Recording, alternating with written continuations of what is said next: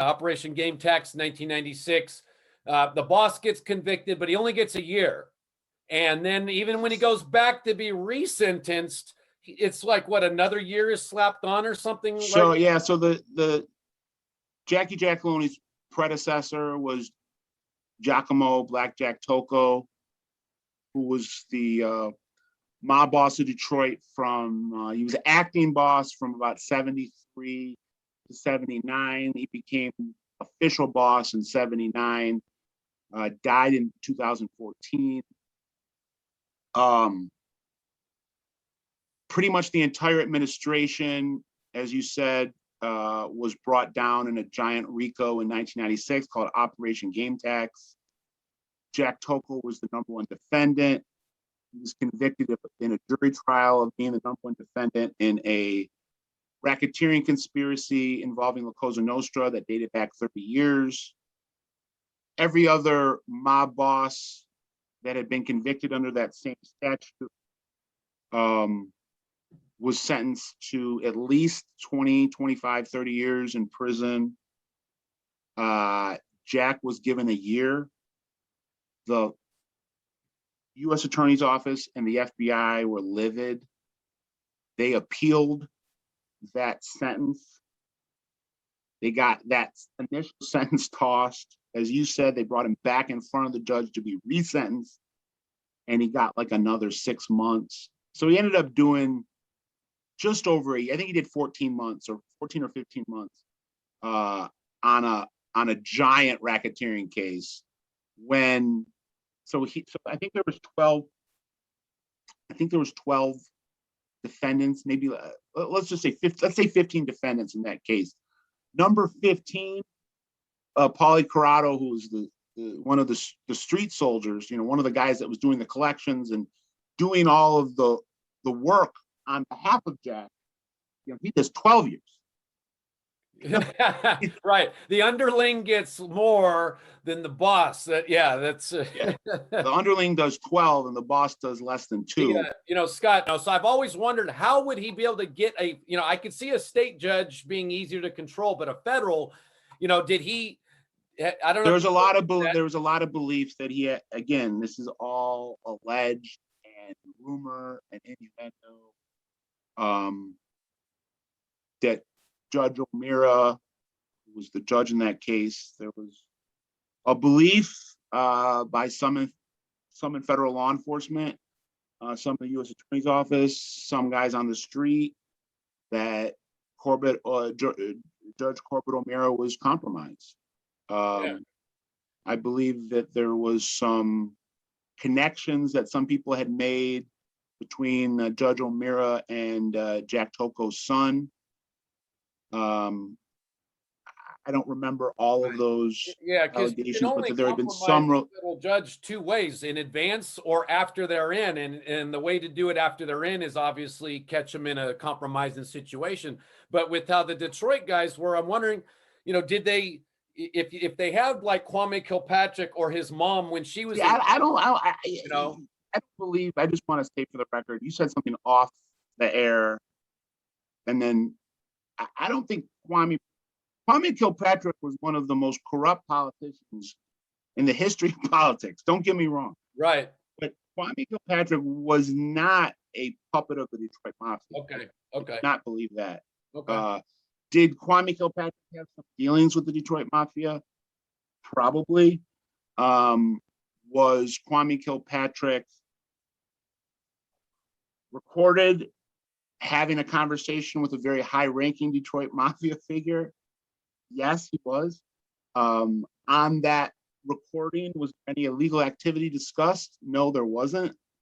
But I do know that there is a FBI recording of Kwame meeting with a very high-ranking member of the Detroit Mob circa 2005. That was a recorded conversation. Just be campaign donations in general, because they have a lot of legit businesses as well, right? Yeah, they do, but you gotta understand the way Detroit is right now. The city of Detroit, the Detroit Mob has kind of divested itself from the actual city of not 100%, But the Detroit mob really exists in the suburbs. Right. They're not doing as much anywhere. They're not doing a lot in Detroit proper. So yeah, if you're someone that needs construction contracts and stuff like that, you're still working with the city. But there's not a ton of Detroit mob interest in the actual Detroit city proper. There might be some more now that the city's having this huge comeback. But during the period, it sounds like a lot of times with organized crime, the evolution matches general demographic evolution in the sense that Italians or Jews or Irish, I'm of Irish descent, we have a predominant area for a while. As we move up in American life and our second, third generations move forward, they move out to nicer areas. Chaldeans probably went through it as well. And as such, that's where the fewer people sign up to be criminals, number one, because affluence takes away from that need. But number two, the crime, it flows with where you end up living at the end of the day. I think Kwame was, I don't want to say being puppeted or controlled, but I think the criminal influences that had the most juice with the Kwame administration were the black drug gangs. Sure, because they're going to, exactly, the demographics of Detroit by the time he's elected, that's the power structure. And we know from one big indictment from the early to mid 2000s of the PA Boys, which are one of the more prominent black crime groups in Detroit on the west side. These two crime lords, Dude and Slim, who actually just got out of prison in this past year after doing 17 years. But Dude and Slim had an incident that came up in their court case where they were on their way, I believe, to the 50 Cent concert downtown, and they got stopped. They had either drugs or weapons or both in their vehicle. And according to the court filings and federal records, either Dude or Slim, I don't remember which one, but it was like Dude, Slim, and a bunch of guys from their crew. Dude's real name is Reggie Danzy. Slim's real name is Damone Bradley. And either Dude or Slim called Kwame or called one of Kwame's people, like during the police stop. And something, some communication was then relayed to the police officers, and they were allowed to go about their way and go attend the 50 Cent concert with their drugs and weapons in their vehicle. I'm not sure if they spoke to Kwame himself or someone close to Kwame, but I remember that came up in the PA case. So, that kind of talks to how much juice those type of guys had. And then we had, the Black Mafia family running around here at that time. They were the biggest drug crew in all of America, but they were based in Detroit. And then the PAs were tied into the Black Mafia family. So I believe those were the guys that were controlling Kwame more than the Italians. Now, Kwame sounds like equal opportunity. Yeah. He had his hands out. Anybody that's going to pay. Kwame was a Kwame was a gangster. He was just a straight up gangster. Yeah. But I'll tell you who I do believe was,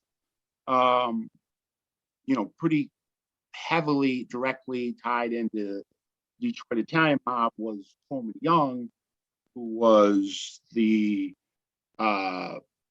most well-known mayor of Detroit historically, the first Black mayor of a major city, was elected in 1973, ran the city with an iron fist into the mid-90s, was hounded by the federal government, never indicted, but was, the federal government was convinced that he was running a racketeering enterprise through City Hall in the same way that Kwame was. Kwame got caught.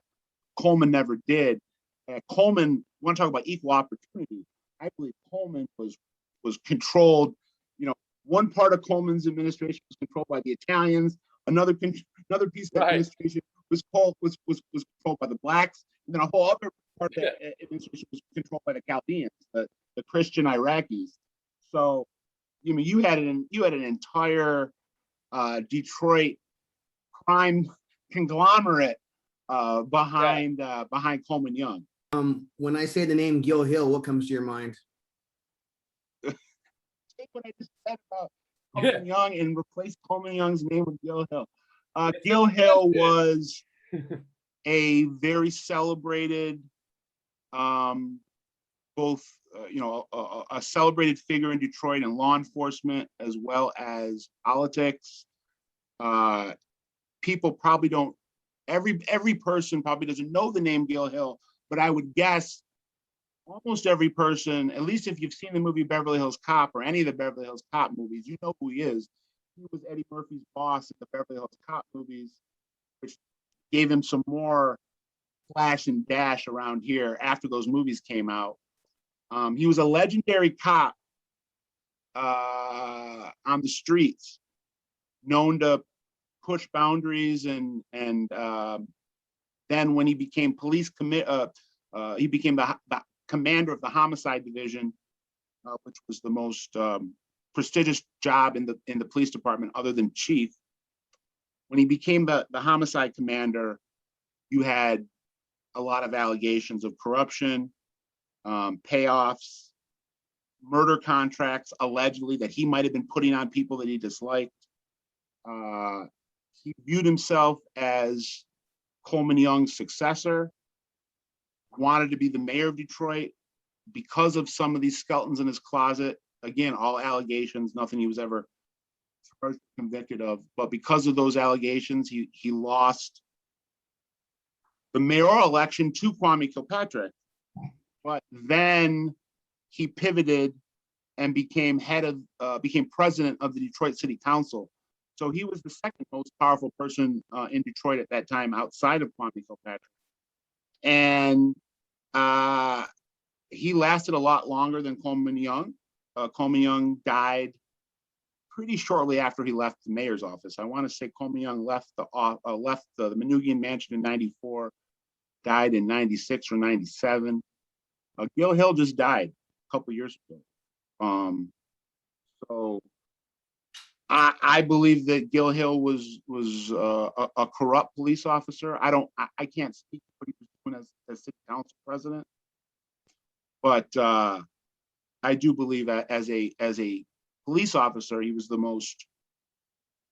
highest profile police officer that Detroit had at that time. He was widely respected in law enforcement circles around the country, something that got put on task forces in other cities that were trying to bring down major criminals. I believe he was on the Atlanta child murder task force. I believe he might have been on the Son of Sam task force, where he was outsourced by the Detroit Police Department to other city police departments to help them with their police work, because he was a genius police officer. But I know this is a long answer to your question. I do believe that Gil Hill, though, was corrupt and protected people that he wanted protected in terms of drug dealers and Detroit crime lords, and went after to try to jail those that he didn't like.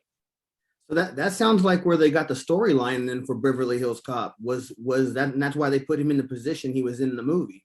That Axel Foley was kind of like him, being right. outsourced. Yeah, right. I didn't think about that. Yeah. Well, he kind of voluntarily outsourced himself, though, because he went to Axel Foley. Right. Axel Foley was like, I'm going to Beverly Hills to try to find my buddy's murderer. It wasn't like the Detroit Police Department. Like, all right, go out there and. In fact, Gil Hill tells him, don't even get anywhere close to that case when you go out to Beverly Hills. I can imagine that's probably how the movie kind of went, and that's why it was fitting to put him in the position he was at in the movie. Well, I'll tell you, Jeff, too. I don't know if I told you this already, but the plot for the screenplay and the plot for Beverly Hills Cop 4 are the bad guys are Chaldeans. Oh wow. Wow. Okay. So I was retained as a consultant for that project about 10 years ago because of my expertise in Christian Iraqi organized crime, Chaldean for people that aren't from San Diego or Detroit. And they're so prominent in the Detroit underworld, but they're exclusive really to Detroit underworld with the exception of a pocket of San Diego. But if you're not from Detroit or San Diego, you have no idea what a Chaldean is or a Christian Iraqi Exactly. is. That's a great segue. I met the first one when I was up in Fresno, which is 6 hours north of San Diego, in late '93, and I had no idea, anything about the group or whatever. With the language skills they had, I would imagine that helped them get around the feds a lot. Because a guy would come out here, for instance, we would work it out with the Mexican guys we're dealing with, and then they would then call back and they would speak their own nuanced languages that they probably are. I had no clue what was being said most of the time, and for good reason. I had, when I would tell people out here about Detroit and whatnot, a lot of the stuff they didn't believe. Keep in mind, this is before the internet and whatnot. But one of the things I told these guys, and you could probably verify this too, Scott. When I came back to California, I told every homeboy type out here that there is no more dangerous city in America than Detroit. I told them the hoods of California are nothing compared to what goes on over there, and they just didn't believe me. A lot of them were like, they're listening to gangster raps. They think Compton or Oakland are the most craziest places in America. I told them, no, Detroit is way worse than. Well, it's just different. I mean, it's just not as diversified. Oakland is really bad in the African American sections of, or I shouldn't say Africa, in the areas that are drug infested with the African American gangs, Felix Mitchell, little LDI, little Daryl, and those guys. Ruby Henderson back in the day. Corruption and whatnot. The whole city of Detroit, it was just in one of the most unique positions in the 1990s, even based on corruption standards. Shift the conversation a bit. I want to get a little personal with you. I was wondering, where'd your family migrate from? My grandma's last name was her before she got married was Epstein. So I have her from Poland. I was wondering where your family migrated from originally. From Russia. Russia. We're Russian Jews. I can see the resemblance with you two. My family has a pretty deep lineage into gangland activity in Detroit. My great grandpa's first cousins were the Burnstein brothers, who were the founders, leaders of the Purple Gang, which were the Jewish mafia. Abe Burnstein was Detroit's Jewish godfather from 1925 until he died in 1969. Very, very close friends with Meyer Lansky. My great uncle married Meyer Lansky's goddaughter. So Meyer Lansky was a frequent visitor to my family's, the different residences that my family kept here in Detroit. Before my time, I don't ever have any recollections of Meyer Lansky, but he was at my dad's bar mitzvah. I have family photos. I have some FBI surveillance logs from 1962 of the FBI following Meyer Lansky, who gets into the Detroit airport and drives to my uncle's house. I got a kick out of that. That's a claim to fame there. I was going to ask you if being now was passed down to you from. Did you have any heirloom? Yeah, say that right. Heirlooms from. You know what? I nothing related to Meyer. Some of my cousins probably do. They were actually some of my older cousins, guys that are like my dad's age cousins, whose dad was my great uncle, the one who married Meyer's goddaughter. So their mom, Charlotte, my aunt Charlotte, was the daughter of Sammy Garfield. Sammy Garfield was the Purple Gang member that was the go-between between Meyer and the Burnsteins, because Sammy had, well, actually, they had all been born in New York, or I shouldn't say they were born. They all started in New York when they got off the when they got off the boat. They were all from Russia. They were all, it started in Brooklyn and then made their way, or at least the Burnsteins and Sammy Garfield made their way to Detroit. Meyer, I believe, was Poland. I believe Meyer's family was from Poland.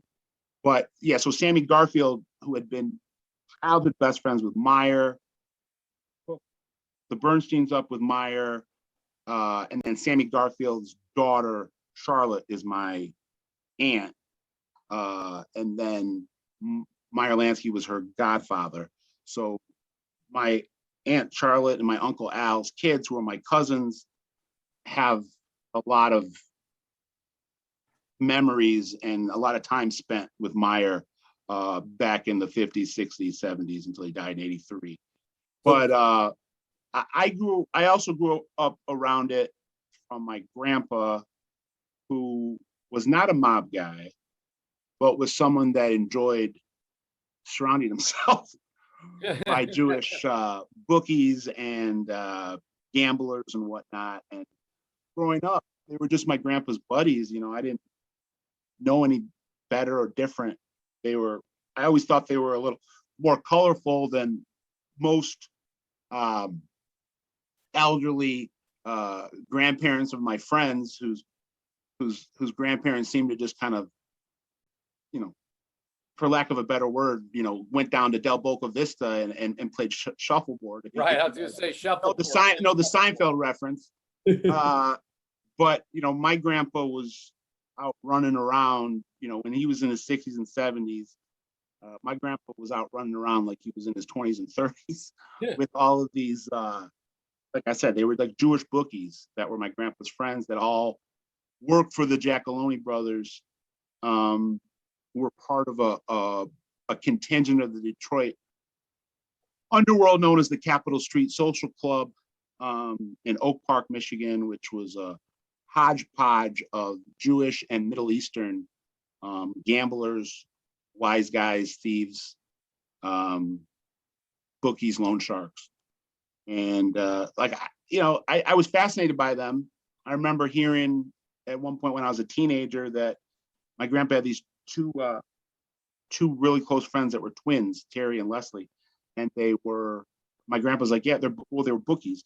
But my grandpa was like, yeah, they put on their tax return that they're professional gamblers. I was like, can you do that? Like, is that possible? And I remember sitting down with them once when I was like 16. I was like, so tell me about this. Like, you tell the government that you gamble for a living? And then later on, as I started studying this for a career, some of these guys that I had grown up around, you know, started to pop up in my FBI file. You know, FBI reports and whatnot of their doings. So it was interesting and intriguing and cool and scary and sad and happy all at the same time. So question is, Sam Garfield, Abe Bernstein, and Meyer Lansky, they went into the oil business right out of Claire. Yep. I know the oil is still being pumped today. Are they still part of that? Are their names? Mammoth Oil, I believe it was sold. Garfield sold it before he died. And Sam Garfield died in like 84, maybe. Yeah, there are, well, at least not that I know of, there's no more connections anymore. But yes, they started Mammoth Oil, which took all of their dirty bootlegging money and turned it into beautiful oil, sparkling, glistening, gleaming, clean oil money. And actually, Meyer Lansky, when he was called in front of the Kefauver Commission in 1952, when they asked him who he's employed by, he said, "I'm employed by Mammoth Oil in Clare, Michigan."